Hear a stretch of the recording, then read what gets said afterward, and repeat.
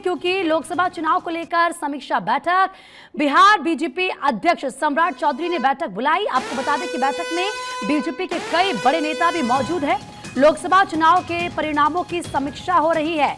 तो देखिए किस तरीके से बैठकों का दौर, चाहे आप देश की राजधानी दिल्ली में बात कर लीजिए या फिर किसी भी राज्य में, और बिहार में भी इस वक्त लोकसभा चुनाव को लेकर समीक्षा बैठक की जा रही है। बकायदा बैठक बुलाई गई है सम्राट चौधरी की तरफ से, और बैठक में साथ ही साथ कई बड़े नेता भी मौजूद हैं। लोकसभा चुनाव के परिणामों की यहां पर समीक्षा की जा रही है। किस सीट पर कैसा प्रदर्शन किया गया है भारतीय जनता पार्टी की तरफ से, और जहां पर कमी रह गई है उनको लेकर भी लगातार समीक्षा की जा रही है। और देखिए इस बार क्योंकि जेडीयू की तरफ से जो प्रदर्शन रहा है वो शानदार रहा है, लेकिन अगर 2019 से हम कंपेयर करें, भारतीय जनता पार्टी के प्रदर्शन को भी देखें तो कुछ सीटें कम हुई हैं। लेकिन अब उन्हीं सीटों को लेकर क्योंकि लगातार ना सिर्फ राष्ट्रीय स्तर पर बल्कि राज्यवार तरीके से भी संगठन पर भी चर्चा की जा रही है।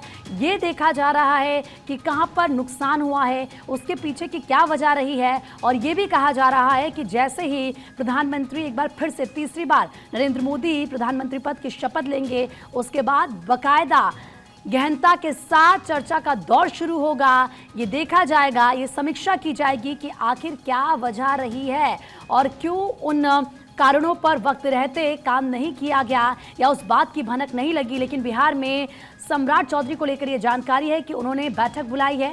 बैठक में बीजेपी के कई बड़े नेता भी मौजूद हैं। इसके अलावा चर्चा वहां पर की जा रही है। जेडीयू की भूमिका काफ़ी ज़्यादा क्योंकि इम्पॉर्टेंट हुई है।